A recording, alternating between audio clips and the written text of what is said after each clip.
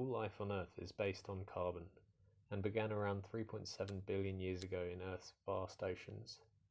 Both the predatory kingdoms of animal and fungi split from the plantae's evolutionary tree just over 1.5 billion years ago.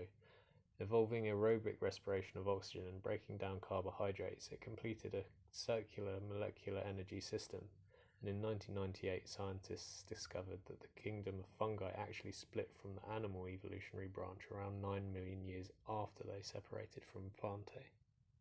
There are thousands, if not millions, of different fungal species across the world. Lots aren't even known to science yet.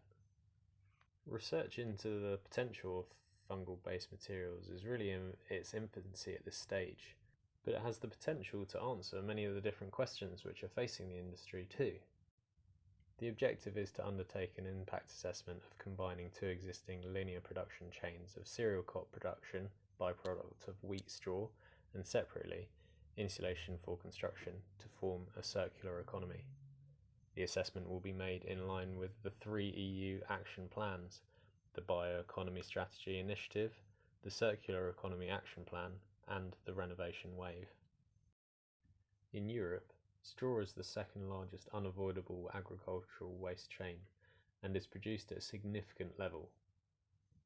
Wheat straw is the most abundant type of straw in the EU, with roughly 175 million tonnes produced per annum. My research is engaging with circular economy principles, but it's also trying to address the big question, which is quality control. I'll be investigating the different innate qualities of substrates and their effect on the material. The research involves many different stages of the growth process of these materials for testing, and at each stage there's a risk of contamination. Contamination can skew and distort results of the different materials and their innate qualities. But there's different equipment that can support this process to minimise the risk of contamination.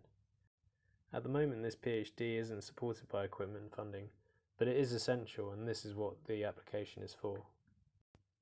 The study will support the UK's Department for Environment, Food and Rural Affairs, as well as the Department for Energy Security and Net Zero, with the intent to influence the UK construction and environmental policies.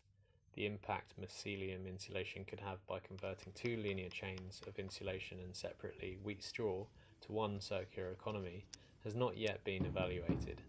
It will support a market readiness for mycelium-based materials and influence specification in industry. This will ultimately contribute towards the net zero targets in construction and the transformation from current linear economies associated with insulation towards a greener circular economy.